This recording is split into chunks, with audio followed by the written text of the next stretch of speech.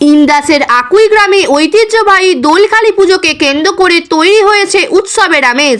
পুজো উপলক্ষে বসেছে মেলা, পাশাপাশি প্রতিদিনই আয়োজন করা হচ্ছে বিভিন্ন সাংস্কৃতিক অনুষ্ঠান। এই অনুষ্ঠান ঘিরে গ্রাম জুড়ে মানুষের মধ্যে ব্যাপক উৎসাহ উদ্দীপনা লক্ষ্য করা যাচ্ছে।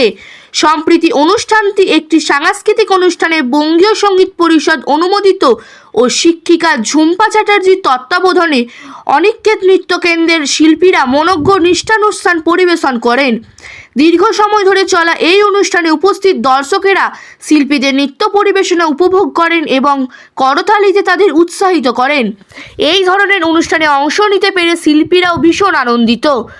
অনিকেত নৃত্য শিক্ষার শিক্ষিকা ঝুম্পা চ্যাটার্জি জানান, এই দিনের নৃত্যানুষ্ঠানে প্রায় 70 জন শিল্পী অংশগ্রহণ করেছিলেন। এমন সাংস্কৃতিক অনুষ্ঠানে অংশগ্রহণের সুযোগ পেয়ে তিনি ও তার ছাত্রছাত্রীরা খুবই খুশি বলে জানান। চলুন ঘটনাটি বিস্তারিতভাবে দেখে নেওয়া যাক। আমাদের চ্যানেলটি যদি ভালো লেগে থাকে তাহলে ফলো ও সাবস্ক্রাইব করবেন। ব্যুরো রিপোর্ট, বাংলার আওয়াজ, আরামবাগ।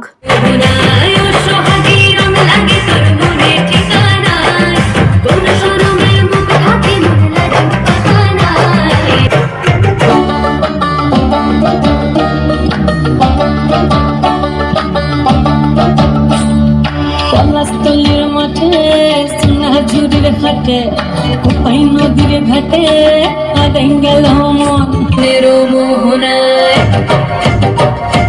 ফাগুনের মোহনায় ও সোহাগী রং লাগে তোর মনে ঠিকানায় কোন শরমে মন থাকে মনে লাগে কাহানায় ফাগুনের মোহনায়।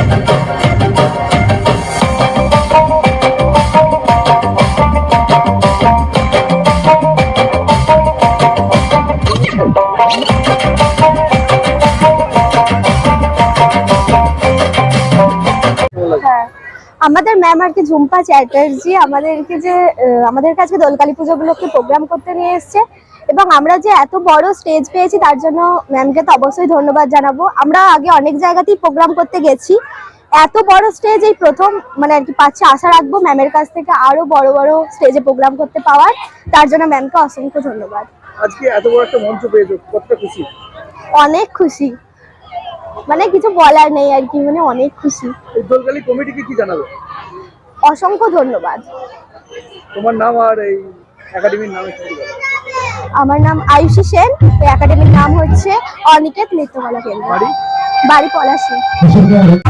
টোটাল ছাত্র মিলিয়ে 70 জন অংশগ্রহণ করছে। এটা দোলকালী কমিটি থেকে একটা করা হয়েছে আর এটা অনিকেত নৃত্য কেন্দ্রে পুরোপুরি উদ্যোগে করা হচ্ছে। 70 জন। দেখা যাচ্ছে এখন মুম্বাইতে এখনো এই জন্য আমি অভিভাবকদের ধন্যবাদ জানাই যে তারা মেয়েদের গাইড করার জন্য আমাকে ব্যবহার করেছে। গাইড দিয়ে মানুষ ভালো করে ভালো নাচ চাই আর মানুষকে উত্থাপন করতে পারে। বড়রাও নাচছে, আজকে দেখতে পাবে বড়রা নাচছে, ছাত্ররা নাচছে, সকলেই নাচবে এবং মায়েরাও নাচছে।